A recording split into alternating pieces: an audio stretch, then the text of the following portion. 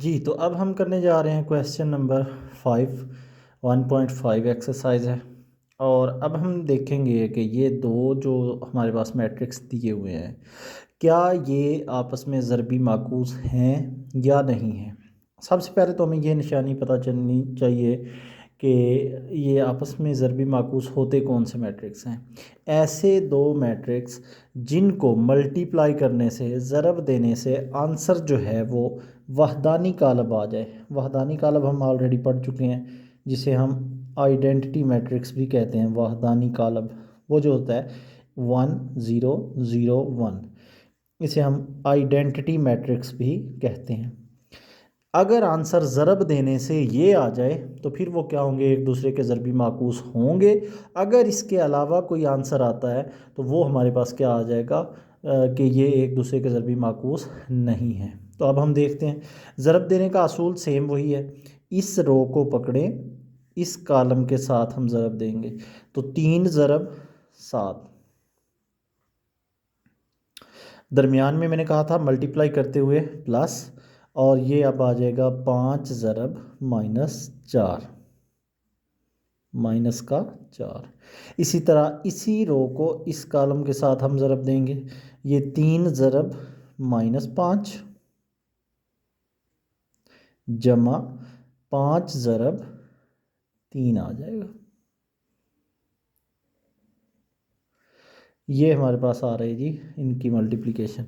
अब 4 को इसको यानी इस रो को पकड़ेंगे पहले कॉलम के साथ, 4 ज़रब ये हमारे पास 7 जमा 7 ज़रब -4। वही चीज़ कि फिर से ये वाली एंट्रीज़ जो हैं ये सेम होनी चाहिए। और इसी तरह 4 ज़रब आ जाएगा हमारे पास -5 जमा दरमियान में, चूँकि ज़रब के दरमियान हम कहते हैं जमा, और 7 ज़रब आ जाएगा हमारे पास 3। अब हम देखते हैं 7 3 बार कितना हो गया 21, और 5 4 बार 20, लेकिन माइनस का, क्योंकि जमा नफ़ी नफ़ी आ जाएगा। 4 7 बार 28, 7 4 बार 28, लेकिन माइनस का। तो ये हमारे पास आपके पास मल्टीप्लिकेशन के आंसर आ रहे हैं। 5 3 बार 15, लेकिन नफ़ी जमा नफ़ी, नफ़ी का 15, 5 ज़रब 3 जमा का 15, 4 ज़रब नफ़ी 5 नफ़ी का 20, यानी जमा नफ़ी नफ़ी हो जाएगा, और 7 3 बार 21। ये हमारे पास आ रही है मल्टीप्लिकेशन। अब 21 में से 20 निकालें, 1, 28 -28 0, नफ़ी 15 जमा 15 0, नफ़ी 20 और जमा का 21, एक आंसर। यानी कि अब आप देखें ये क्या है हमारे पास, आइडेंटिटी मैट्रिक्स ही आया है आंसर।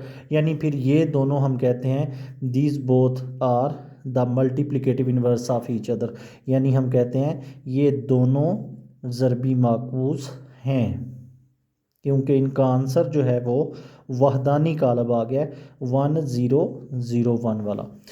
लेकिन अगर हम इस साइड को देखते हैं तो इसको हम मल्टीप्लाई करते हैं, ये वाली रो पकड़ें इस पहले कॉलम के साथ, तो ये आ जाएगा 1 ज़रब 3 नफ़ी का, और 2 ज़रब 2 दरमियान में जमा 2 ज़रब 2 हो गया। इसी तरह इस रो को इस कॉलम से 1 ज़रब नफ़ी 1, 1 ज़रब नफ़ी 1, और जमा 2 ज़रब नफ़ी का 2। अब इस रो को पकड़ें दोनों से ज़रब, 2 ज़रब नफ़ी का 3 जमा 3 ज़रब 2, फिर से 2 ज़रब 3, और 3 ज़रब 2 ज़रब यहाँ पे सॉरी -1, ये वाला -1 यानी इस -1 से, और 3 ज़रब नफ़ी। यही वाली गलतियाँ आपने भी नोट करनी है, आपसे भी नहीं होनी चाहिए। 3 ज़रब नफ़ी 2, ये आ गया हमारे पास मल्टीप्लिकेशन। अब हम कहते हैं 3 ज़रब 1 नफ़ी का 3, 2 ज़रब 2 जमा का 4, चूँकि ये नफ़ी है ये जमा है तो नफ़ी जमा नफ़ी। इसी तरह 2 ज़रब नफ़ी 3 का नफ़ी 6, और जमा 3 3 2 बार जमा का 6, ये नफ़ी जमा नफ़ी, 1 ज़रब 1 1 हो गया, 2 2 बार 4, लेकिन नफ़ी का 4, ये 2 ज़रब नफ़ी 1 नफ़ी का 2, और ये वाला जो है ये हमारे पास 3 ज़रब नफ़ी 2 कितना हो गया, नफ़ी का 6। इसमें अगर अब हम इसको प्लस करते हैं तो ये आ जाएगा नफ़ी 4 और जमा का 3 1 आ गया, और नफ़ी 6 और जमा 6 ज़ीरो हो गया, नफ़ी 4 और नफ़ी 1 नफ़ी का 5, और ये जो है ये नफ़ी 2 नफ़ी 6 कितना हो गया, नफ़ी 8। अब आप देखते हैं कि ये आंसर जो है ये इक्वल नहीं है किसके, 1001 के।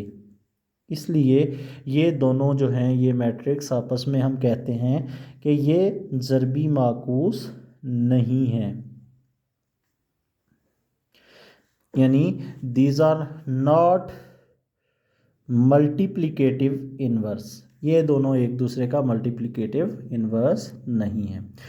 उम्मीद करता हूँ कि आपको इसकी अच्छी तरह से समझ आ चुकी होगी। अगर आपको फिर भी कोई मसला है तो आप कमेंट में ज़रूर पूछ सकते हैं, बता सकते हैं, या इसको मज़ीद इम्प्रूव करने की ज़रूरत है वो भी आप बता सकते हैं। काइंडली इस चैनल को सब्सक्राइब भी करें, दोस्तों के साथ शेयर भी करें ताकि उनके लिए भी ये फ़ायदेमंद साबित हो।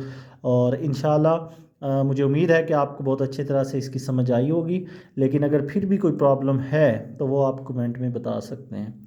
और बाकी जो क्वेश्चन नंबर हमारे पास 6 और 4 हैं वो मैंने नहीं किए, वो बहुत ज़्यादा इम्पॉर्टेंट भी नहीं है। और बाकी अगर आपने पहले वाले लेक्चर्स सुने हैं तो आप बड़ी आसानी से उन क्वेश्चंस को कर सकते हैं।